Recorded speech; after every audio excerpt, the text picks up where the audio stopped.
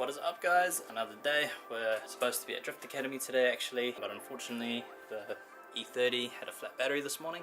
I think I left the lights on, so while that's charging up, thought I might as well have a look at my E36, which is this one right here. Now the E36, I took it out for a drive the other weekend, just to charge a battery and stuff. It was low on fuel, so took it to the petrol station, put some fuel in it. The fuel gauge didn't budge. It's like, it's a bit strange. Did some Googling online.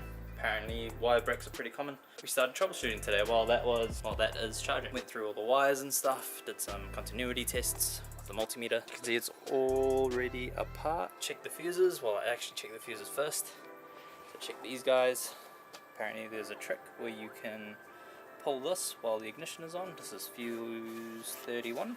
So you pull that guy out and apparently it resets it. Now that didn't work for me, so I had to dig a little deeper. I tested the continuity on the actual plugs here and there was no continuity there, so I was like, okay, there must be a broken wire on the inside.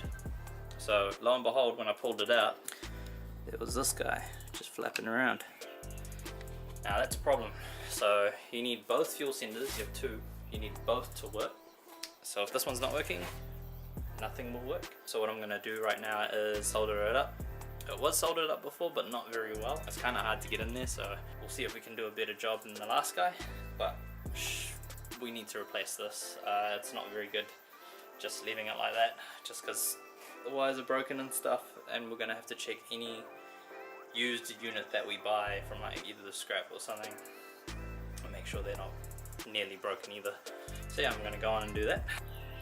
So first of all, you're going to tin your connection, and that's just applying heat to the parent either wire or crimp, depending on what you're doing.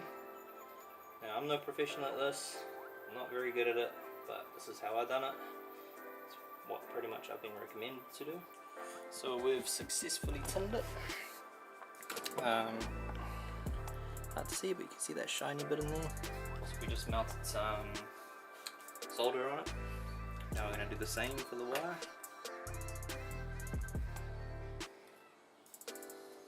We've tinned that. Now we just got to connect them together. So it took a little while, but we got a decent solder on there. That should be mint. Okay, before we reassemble everything in here, this whole mess, what I'm going to do is I'm going to plug this back in. As you can see there, zoom in a bit.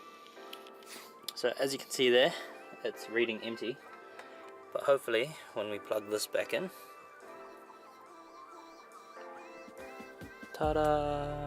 Okay, so now I can go ahead and tidy all this stuff back up. I'm misdating this thing. Thumbs up if you think I should start dailying it again. All reliable. Now the fuel gauge is working.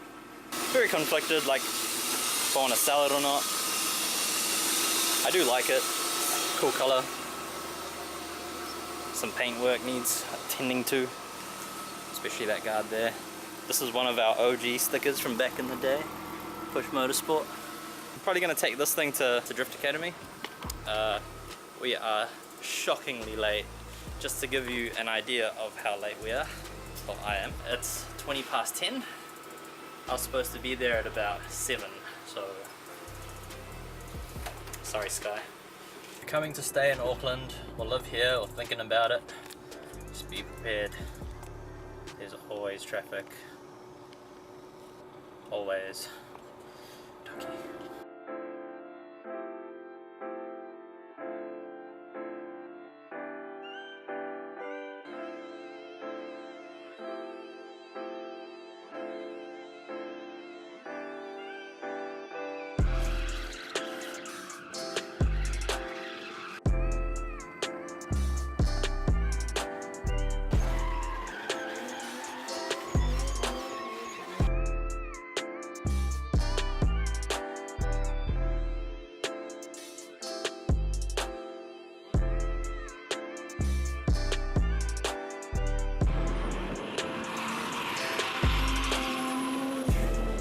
Wise undone.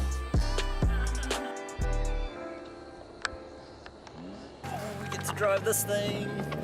So pumped.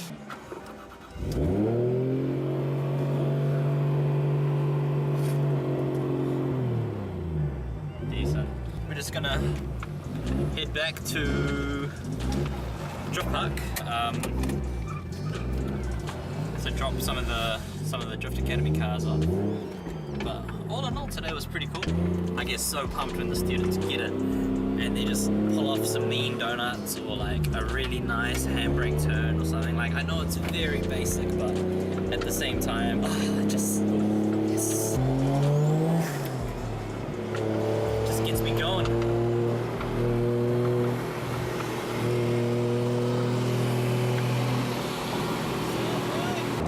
So anyway, we're gonna close out the video here. End it on a high. Just take it a bit slowly. Yeah, so like and subscribe, all that sort of YouTube jazz, and I'll see you at the next one.